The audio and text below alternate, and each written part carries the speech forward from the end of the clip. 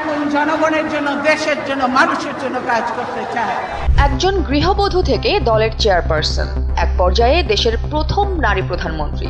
বাংলাদেশের রাজনীতিতে খালেদা জিয়ার উত্থানের নাটকীয় অধ্যায়টা আজও অনেকের কাছেই অজানা। 1981 সালের 30 মে সাবেক রাষ্ট্রপতি জিয়াউর রহমানকে হত্যা করা হয়। 2 ছেলেকে নিয়ে তখন ঢাকার সেনানিবাসে থাকতেন তার স্ত্রী খালেদা জিয়া।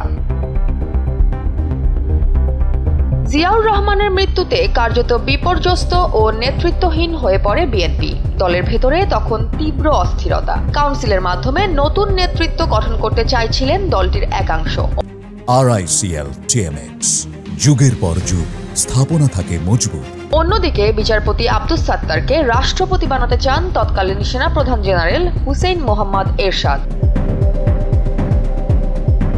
জিয়াউর রহমানের মৃত্যুর পর রাজনীতিতে আসতে চাননি খালেদা জিয়া। স্বামীর মৃত্যুতে মানসিকভাবে তিনি ছিলেন বিপর্যস্ত।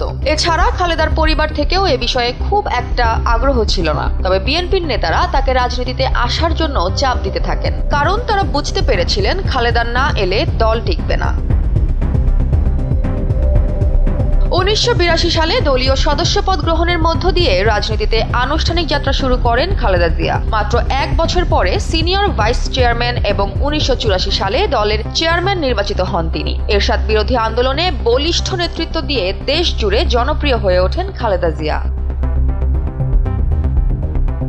রাজনৈতিক নানান চড়াই উতরাই পেরিয়ে 5ম জাতীয় সংসদ নির্বাচনে জয়লাভ করে বিএনপি। বাংলাদেশের প্রথম মহিলা প্রধানমন্ত্রী হিসেবে শপথ নেন বেগম খালেদা জিয়া। দীর্ঘ রাজনৈতিক জীবনে যতগুলো নির্বাচনে প্রার্থী হয়েছেন তার কোনোটিতেই পরাজয়ের মুখ দেখেননি তিনি।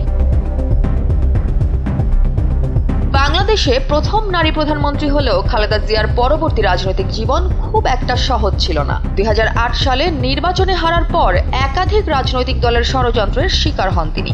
14 সালের নির্বাচন বর্জনের পর রাজনৈতিকভাবে অনেকটা চাপে পড়ে যায় বিএনপি। খালেদা জিয়ার বিরুদ্ধে দায়ের করা হয় দুর্নীতির মামলা। 2018 সালে জিয়া অরফেস ট্রাস্ট দুর্নীতির মামলায় তাকে গ্রেফতার করে কারাগারে পাঠানো হয়। 2020 সালে সরকারি আদেশে মুক্তি পেলেও বিদেশ যাত্রা ও সক্রিয় রাজনীতিতে অংশ নেওয়ার উপর দেওয়া হয় নিষেধাজ্ঞা। সবশেষে 2025 সালের 5 অগস্ট আওয়ামী লীগের পতনের পর একে একে সব মামলা থেকে খালাস পান তিনি। দশকের পর দশক রাজনৈতিক চড়াই উতরাই পার করে এখনো অবিচল রয়েছেন তিনি। বিভিন্ন প্রতিকূলতার বিরুদ্ধে সর্বদা আপোষহীন এই নেত্রী বাংলাদেশের রাজনৈতিক ইতিহাসে শুধু ক্ষমতার নয়, দৃঢ়তা আর অটলতার এক মূর্ত প্রতীক। জয়া হাসান, NPB।